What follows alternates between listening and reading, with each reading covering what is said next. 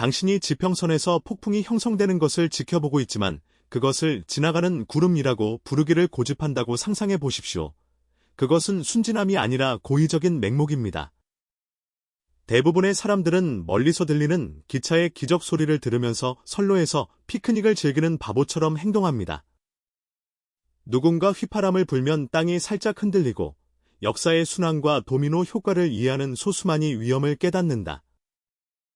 다른 사람들은 천장이 무너질 때만 깨어나 비명을 지르며 묻습니다. 왜 나야? 왜 지금? 우리는 뉴스에 대해 말하는 것이 아닙니다. 우리는 생존 논리에 대해 이야기하고 있습니다. 둘러보세요. 중국은 디아오이, 다이아오, 해역에 대한 통제력을 강화하고 러시아는 우크라이나에서 조명을 켜고 마크롱은 추락하기 전에 낙하산을 찾는 것처럼 베이징으로 날아갑니다. 이 조각들을 하나로 합치세요. 세상이 강제로 제작성되고 있다는 사실을 아직도 깨닫지 못한다면 투자와 지정학적 분석을 멀리하는 것이 좋습니다. 뼈가 남을 때까지 짓밟힐 것입니다. 나는 시장에서 중요한 교훈을 배웠습니다. 진짜 위험은 결코 팡파르로 다가왔다고 알리지 않는다는 것입니다. 그것은 당신이 밟을 때만 폭발하는 지뢰밭처럼 안일함을 이용하여 당신에게 몰래 다가옵니다. 동아시아에서 무슨 일이 일어나고 있는지 보세요. 중국과 러시아의 군사 협력, 태평양 상공의 합동 비행, 전략적 포위입니다. 할리우드 영화처럼 폭발하는 것은 없습니다. 이는 마치 화약을 통해 쌓아두는 것과 같습니다. 불꽃은 언제라도 나타날 수 있습니다. 이 시나리오에서 일본은 두 거인 사이에 뭉개진 약점이다. 1. 아시아에서 미국의 가장 중요한 동맹국이지만 미국을 취약하게 만드는 것은 바로 이러한 입장입니다. 역사적 야망과 경제력을 지닌 중국과 영토적 욕구와 전쟁 경험을 지닌 러시아 사이에서 압박을 받고 있습니다.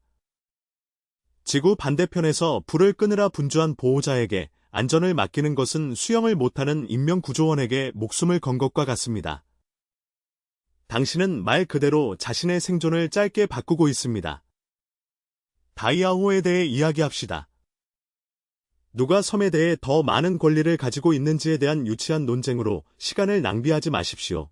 전략가에게 있어 이러한 갈등은 온도계이자 스트레스 테스트입니다. 일본 해경과 중국 해경이 대치할 때 누가 더 크게 소리 지르느냐의 대결이 아니다. 호환되지 않는 두 운영체제의 충돌로 곧 충돌이 발생합니다. 파블로프의 실험을 기억하시나요? 일본은 수십 년 동안 미국의 신호만 받으면 자동으로 응답해왔습니다. 그러나 이제 그 메커니즘은 실패하고 있습니다. 중러 동맹은 우연이 아닙니다. 여러 세력이 같은 지점에 모여 견딜 수 없는 압력을 가하는 롤라팔루자 효과입니다. 중국과 모스크바는 그들만으로는 미국의 지배에 맞설 기회가 없다는 것을 알고 있습니다. 하지만 함께 중국은 경제력, 산업 체인 및 기술을 가져옵니다. 러시아는 전투에서 검증된 군사 경험과 제재에 대한 회복력을 제공합니다. 이 두 세력이 동아시아에서 만날 때 가장 먼저 터지는 나사는 일본이 압력점이다. 그렇기 때문에 한 명의 아군에만 의존하는 것은 치명적인 실수이다. 일본은 쓰라린 진실을 깨닫고 있다. 안전마진이 증발했다는 것이다. 모든 중국의 접근 방식은 대응을 요구하지만 너무 많이 대응하는 것은 갈등의 위험이 있고 대응하지 않는 것은 약점을 인정하는 것입니다. 그것은 고전적인 함정입니다. 두 개의 바위 사이에 끼어 한 발만 잘못 디디면 압도당하는 것입니다. 이제 마크롱을 보세요. 많은 사람들이 그를 순진한 배신자라고 부릅니다. 하지만 그는 친구를 사귀기 위해 베이징에 간 것이 아니라 비용을 계산하러 갔습니다. 유럽인들은 불평할지 모르지만 그들은 바보가 아닙니다. 그들은 바람의 변화를 느낍니다. 우크라이나를 보세요. 중동을 보세요. 미국의 자원이 고갈되고 있습니다. 당신이 프랑스 대통령이라면 말 한 마리에 모든 칩을 걸겠습니까? 오직 바보만이 구명조끼가 동맹국이 준 선물이라는 이유만으로 거부할 것입니다. 메이크라는 균형, 즉 제가 다중 벡터 사고라고 부르는 것을 추구합니다. 그는 유럽이 다시 강대국들의 전쟁터가 되지 않으려면 세 번째 선택이 필요하다는 것을 이해하고 있습니다. 베이징이 바로 그 균형추다. 그것은 단순한 외교가 아니라 다윈주의적 진화입니다. 환경이 바뀌면 적응하지 못하는 사람은 사라진다. 일본은 고전적인 딜레마에 직면해 있지만 더욱 악화되는 딜레마에 직면해 있습니다. 두 이웃 국가는 적대적일 뿐만 아니라 단결하고 있습니다. 선택지는 분명합니다. 미국에 더욱 가까이 다가가서 움직이는 기차에 자신을 묶어놓고 총격을 받는 것입니다.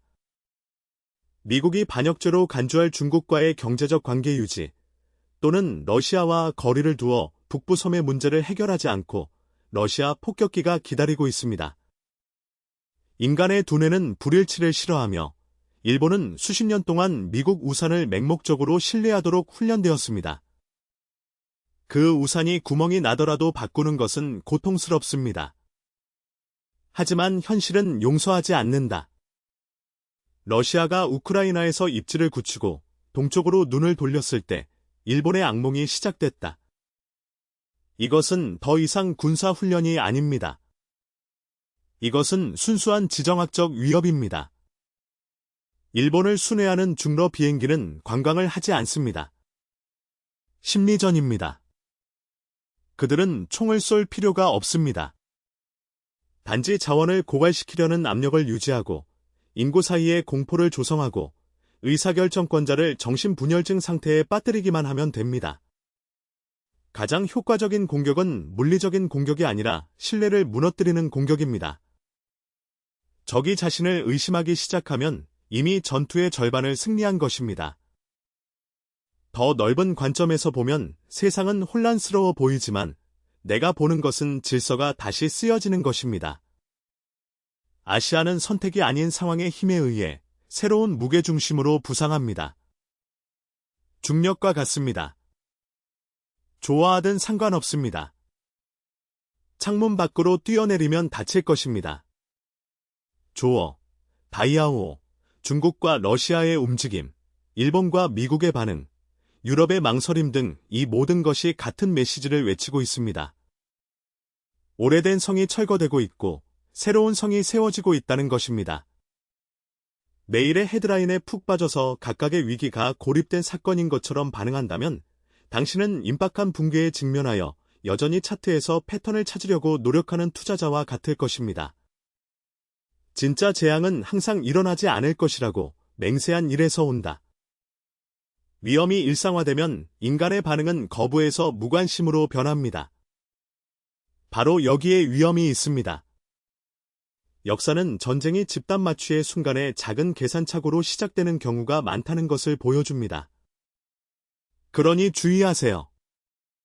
편리할 때만 나타나는 동맹국을 신뢰하지 마세요. 협상 테이블에서는 충성도가 협상 카드입니다. 표면파가 아닌 근본적인 힘을 살펴보십시오. 중러 동맹은 우연이 아닙니다. 구조적이며 갈등은 불가피합니다. 잔인하더라도 합리성을 유지하십시오. 지정학을 마음으로 판단하지 말고 관심과 힘의 계산으로 판단하십시오. 나는 비록 대다수가 그 말을 무시할 것이라는 것을 알면서도 이 말이 울려 퍼지기를 바랍니다. 사람들은 불편한 진실보다 위안을 주는 환상을 더 좋아합니다. 그러나 당신이 생각하는 사람 중 하나라면 오늘날의 모든 움직임은 다가올 일의 징조라는 것을 이해할 것입니다. 다음 폭풍에 가라앉고 싶지 않다면 지금 대피소 건설을 시작하세요. 방 안의 코끼리인 미국에 대해 이야기해 봅시다. 일본이 다오이다오에서 감히 중국에 도전하는 이유는 미국의 지원을 믿기 때문이다. 그러나 이는 투자자의 고전적인 실수를 드러냅니다. 즉, 자신을 구할 수 있는 파트너의 능력을 과대평가하는 것입니다. 오늘날 미국은 세계의 접시를 공중에 띄우려는 요술쟁이와 같습니다. 우크라이나는 바닥이 없는 구덩이이고 중동은 화약고이며 이제 인도태평양을 지배하려고 합니다. 누군가가 공중에서 세계의 전기톱의 균형을 맞추려고 하는 것을 보면 현명한 행동은 떠나는 것입니다. 그것에 목숨을 걸지 마십시오. 나는 종종 이렇게 말합니다. 자신의 역량 범위 안에 머무르십시오. 그것밖의 결정은 종종 비참합니다. 미국은 심각한 문제에 직면해 있습니다. 미국의 전략적 야망이 실행 능력을 앞지르는 것입니다. 국내 정치는 양극화되고 인프라는 무너지고 정치인들은 예산조차 통과시키지 못하고 있습니다. 그들이 일본을 보호하기 위해 필요한 능력을 갖추고 있다고 정말로 믿습니까? 일본인은 순진하지 않습니다.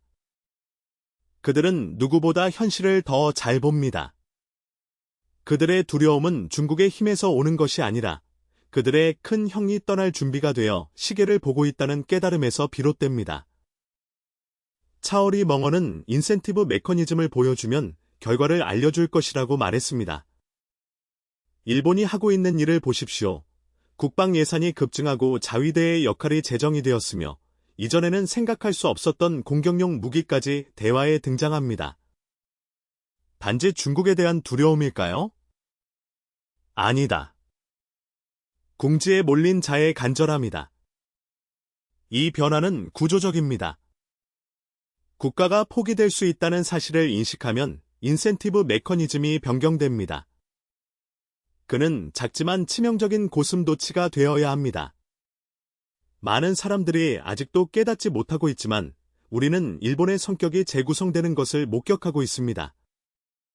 수십 년 동안 그 나라는 평화로운 나라였습니다. 이제 그것은 스스로를 재배열하고 있는데 그것은 위험합니다. 왜? 칼을 쥐면 모든 것이 관역처럼 보이기 때문이다. 일본은 중국과 러시아를 견제하기 위해 무장함으로써 더욱 공격적인 반응을 일으키게 된다. 이는 성찰의 악순환입니다. 두려움은 무기화로 이어지며 이는 시스템이 붕괴될 때까지 더 많은 두려움을 생성합니다. 이 루프를 이해하지 못하면 왜 다이아오의 긴장이 증가하는지 이해하지 못할 것입니다. 이는 단순한 영토 분쟁이 아니라 자기 실현적인 예언입니다. 마크롱은요? 그는 합리적인 펀드 매니저라면 누구나 할 일을 하고 있습니다. 바로 다각화입니다. 유럽은 미국의 모든 것을 걸었고 엄청난 가스 가격을 지불하는 것 외에도 미국의 전략적 모험에 자금을 지원한다는 사실을 발견했습니다. 베이징으로 가는 것은 항복이 아니라 플랜 B를 만드는 것입니다. 지정학에서는 존재를 위험에 빠뜨릴 만한 동맹이 없습니다. 유럽은 미국과 중국의 싸움에서 샌드백이 되기를 원하지 않습니다. 이는 우리에게 중요한 사실을 가르쳐줍니다. 만약 전통적인 동맹국들조차 대안을 찾고 있다면 계란을 모두 미국 바구니에 담은 일본은 훨씬 더 취약한 위치에 있다는 것입니다. 마크롱은 시대의 징조로 행동합니다. 다극화 세계에서 독립적으로 생각하고 전략적 유연성을 유지하는 것은 어느 한쪽을 선택하는 것보다 수천 배 더 가치가 있습니다. 마지막으로 여기에 몇 가지 교훈이 있습니다. 비록 대부분의 사람들이 이를 무시하더라도 인류는 동일한 실수를 반복하기 때문입니다. 1. 다오이다오. 중러 작전. 일본의 위기는 고립된 사건이 아니다. 그것은 지정학적 지진의 시작이다. 세계는 단극 패권에서 다극 혼돈으로 빠져들고 있습니다. 이 과정에서 마찰, 스파크, 국부적인 고장이 발생하기도 합니다. 귀하가 투자자이거나 단순히 자산을 보호하고 싶다면 한 가지를 이해하십시오. 단일 국가에 베팅하는 것은 절름발이 말에 베팅하는 것과 같습니다. 중국과 러시아는 장거리 경기를 펼칩니다. 단거리 경주가 아닌 지구력 마라톤입니다. 이 헤드라인은 광고를 팔기 위해 만들어지는 것이지 진실을 밝히기 위해 만들어지는 것이 아닙니다. 진실은 군사 예산, 가스 파이프라인 경로, 아무도 잊지 않는 공동 성명에 있습니다. 거기에 실제 징후가 숨겨져 있습니다. 3. 그 머리를 식혀라. 주변의 모든 사람이 당황하거나 현실을 부정할 때 그 반대를 하십시오. 질문하십시오. 이 상황에서 누가 이익을 얻습니까? 가격은 누가 지불하나요? 나는 수많은 천재들이 자신의 감정을 지배하다가 파산하는 것을 보았습니다. 나는 오만함으로 인해 제국이 무너지는 것을 보았습니다. 일본은 패닉 상태에 빠졌다. 미국은 과도한 확장에 대한 대가를 치르고 있다. 오직 바보들만이 현 상태가 영원하다고 믿습니다. 스마트머니는 이미 다음 시대를 대비해 자리매김하고 있습니다. 역사는 산만한 사람을 용서하지 않습니다. 다음 파도가 닥칠 때 또 다른 방관자가 되고 싶지 않다면 지금 조치를 취하세요. 미래는 명백한 것 너머를 보는 사람들의 것입니다.